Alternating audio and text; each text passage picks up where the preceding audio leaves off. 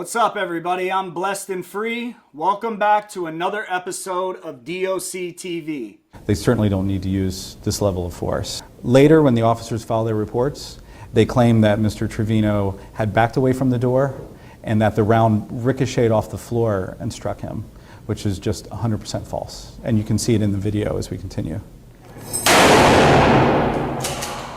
It clearly states in this video that the officer said the inmate backed away from the door and then they fired a round that skipped across the ground. You know what else is clear?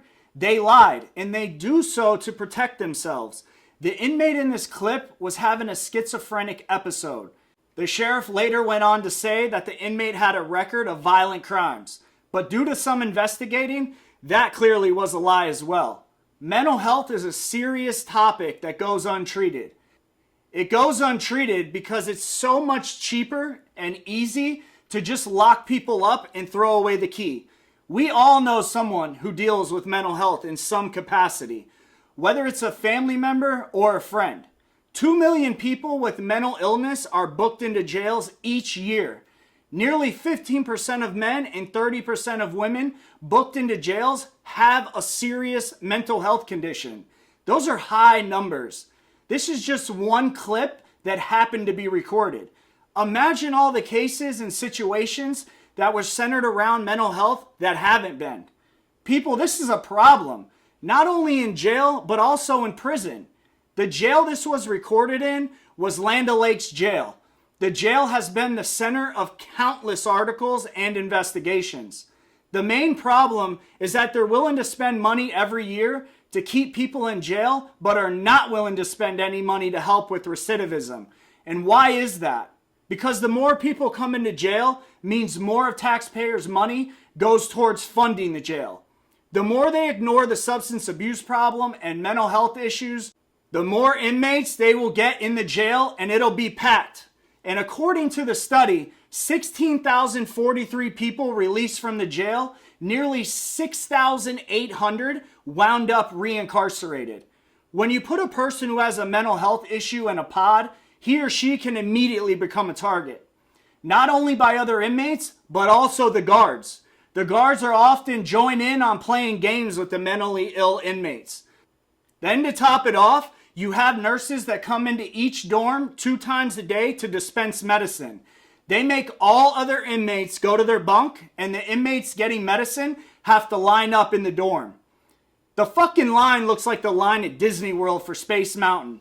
You got 5 out of 10 people in that line that are cheeking their pills to sell to other inmates. When all that's going on, there's always 4 to 5 people in that line that aren't getting their correct medicine, and they ask the nurse why. And then you hear the most infamous line used at jails and prisons all over. Get a request form and fill it out. A lot of the times the nurses in there will laugh at those same inmates, and as you're getting your medicine, will talk shit with the officer about those inmates. If you take an SSRI and are diabetic or have heart conditions, you're kind of screwed, because you're likely to not receive your correct medicine until maybe like 25 request forms later, and that's a problem. The same goes with inmates coming in with a drug addiction. Due to the opioid epidemic, we are very familiar with withdrawals and detoxing. But yet, when you come into jail, unless you're almost dying, you're going to general population, and that too is an issue. Then you have inmates shitting on themselves in the shower or not even taking a shower. As of last Thursday, we've had 5 overdoses. So on last Thursday, we had an overdose. The inmate was given 2 shots of Narcan, and they lived. On Friday and Saturday, we had two other overdoses. Both of them were also deployed with 2 cans of Narcan each, and they lived. During that time period, we sent in a lot of members of the sheriff's office. A lot of detention deputies were working on this. We brought canines in, and we searched the specific areas that we believe through our investigation where this small amount of narcotics was. We found the individual that brought it in. They disclosed that they had brought it in into the jail, and so now there's a federal investigation. I can't provide you that person's name, but this person disclosed they had brought this amount in. Man, what a douchebag. He was actually smirking when he said that someone died. During my stay at Land O'Lakes jail, I've seen multiple people having seizures. It takes officers like 20 minutes just to get the nurse in there for help. When they do get in there, you can tell it's like a joke to them. He's fine, just make sure he doesn't swallow his tongue.